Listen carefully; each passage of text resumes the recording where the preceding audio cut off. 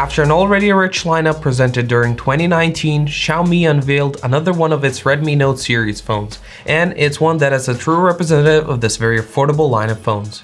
With its retail price just over 200 euros or roughly $240, the Redmi Note 8T targets an audience that requires a little more out of the smartphone than what the cheapest models provide, but still has a limited budget. So what does Note 8T offer at a $240 price point? For starters, a very decent hardware. Compared to last year's Note 7 predecessor, the Snapdragon 665 chipset was manufactured in the 11nm production process instead of the usual 14nm.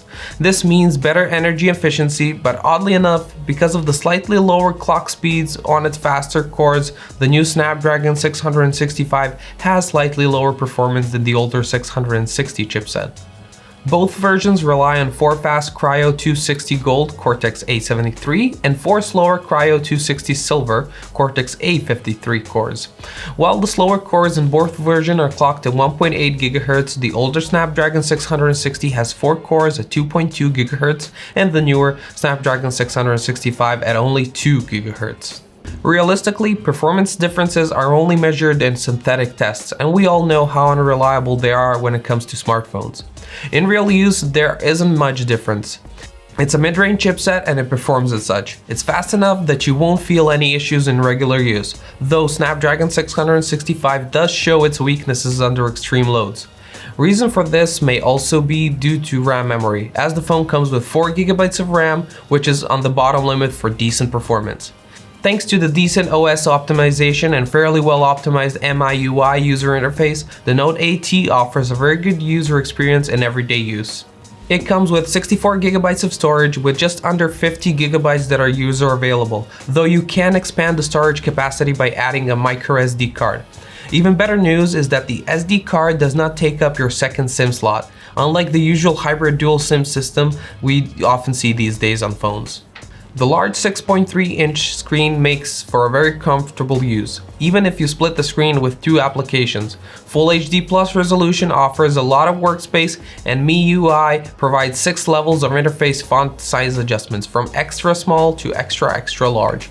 The IPS matrix has faithful color rendering and covers 84% of the NTSC spectrum, while the density of 409 pixels per inch that guarantees a very sharp image. The screen has a teardrop notch and rounded screen corners. The bezels are noticeable, especially on the bottom side, and the body size has been expertly concealed by an additional bezel slightly raised above the surface. In this way, a step transition is made between the surface on the case and the screen, making the screen to body ratio appear to be a lot more than just 80.2%, which is only average in today's terms. The notch is not that noticeable and hides a selfie camera, while the light and proximity sensors are located on the left of it and are visible only on a very bright day. The color we got to test is the most visually dull space black, while the Neptune blue and Nebula purple look very attractive with a nice gradient of the screen bezels. The sandwich design of the Note 8T hides a bulky, rounded plastic frame between 2 flat glass surfaces. The contrast between the flat surface of the screen and the back at the curved lines on the side look unconventional for a lower middle class phone. The design does have its downsides as well, as it might be easier to accidentally drop the phone, so we recommend using a protective case. Good news is that the silicone case comes in the package, and it fitted so that it levels the camera module with the back.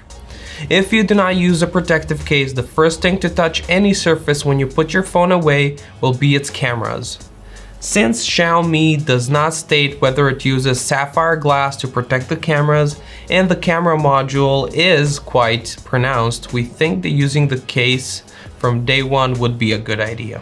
Apart from the Redmi logo on the lower left corner and some inscriptions on the opposite side, the only element on the back is a miniature fingerprint scanner. Although the small size and the position closer to the top of the device have proven to be ripe for a poor performance, in this case it's quite the opposite. Yes, it will take some time to get used to the location of the sensor, but after 2 or 3 attempts, everything will fall into place. Small dimensions act as a limiting factor, but they eliminate any doubt with very accurate performance and quick response. On the left side of the device, you will find the card slot, while on the right there are power and volume buttons, which are placed closer to the upper edge. On the bottom, there is a 3.5mm audio connector, a microphone, a USB-C 2.0 port, and a mono speaker. On the opposite side, there's another microphone, and next to it is an IC blaster, which shows all of its power when paired up with an excellent Mi Remote application. Unfortunately, the Redmi Note AT does not come with any IP certification, but we can confirm that it is resistant to small water spillage. Please don't ask us how we know this. As for the cameras, this model also uses the popular pixel binning technology. Redmi Note AT is equipped with Samsung's 0.8 micrometer ISOCELL Bright GM2 sensor, which has 48 megapixels, introduced early in May this year along with GM1 version of 64 megapixels.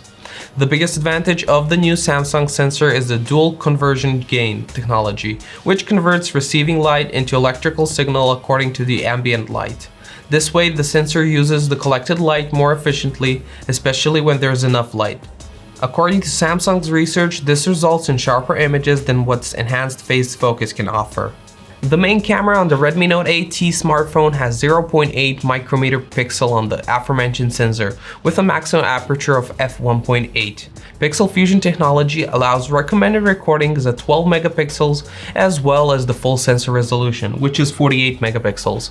The wide-angle lens, which is the first one on the back of the device, covers an angle of 120 degrees, and behind it is the 8 megapixel f2.2 aperture sensor. Next in line is the 2 megapixel depth sensor and a macro camera with f2.4. On the software side, we find the standard Xiaomi camera app with its specific navigation and not too detailed options. For example, image quality selection option gives high, medium, and low options without further explanation what each of them actually mean. On the other hand, there are other useful features that tilt shift, built-in QR code recognition, and adjustment that eliminates light source flickering when recording videos.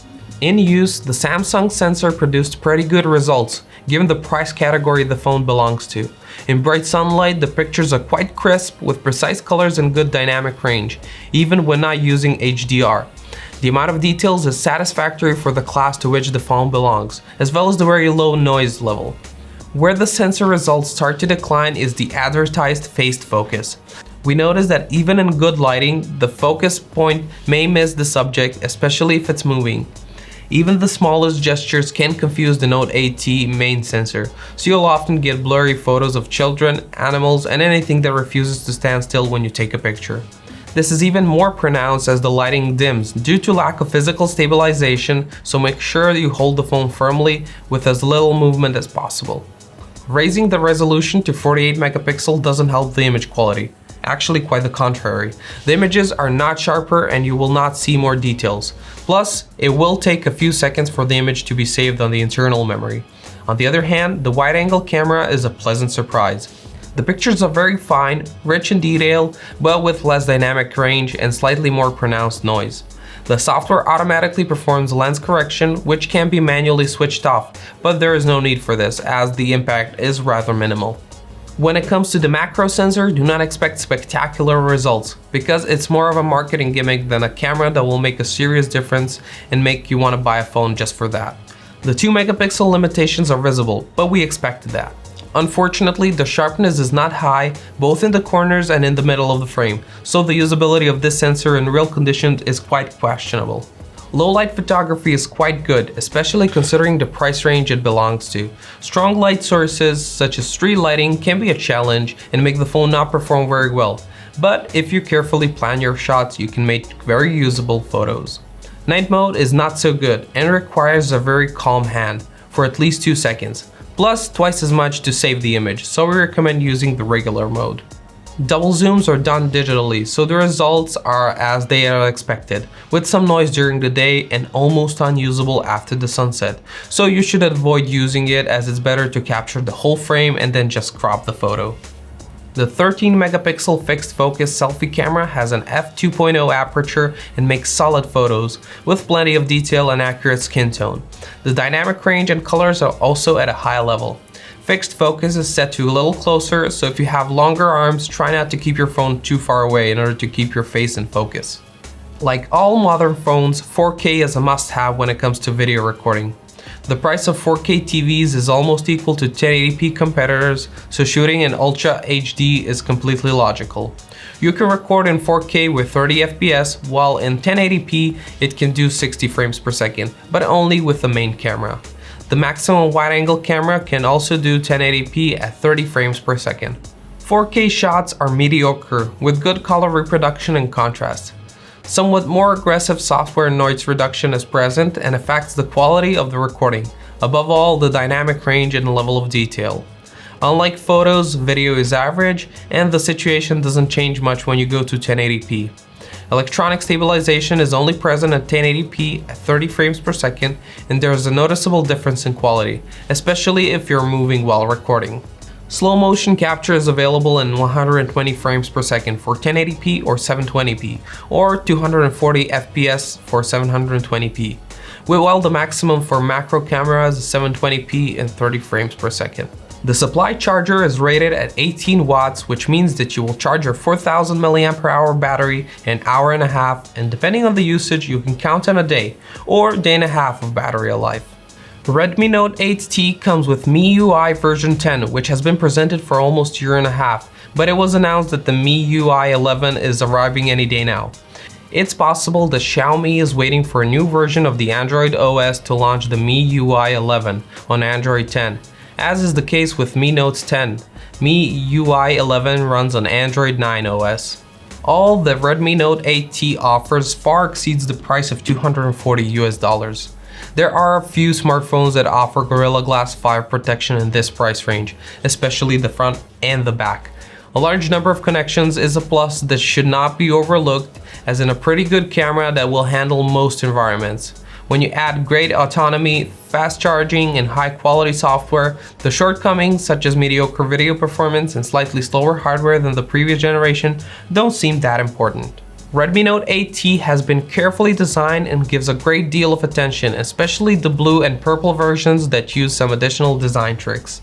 Now, this is not a phone that you will buy for looks, only to be disappointed with the performance or vice versa.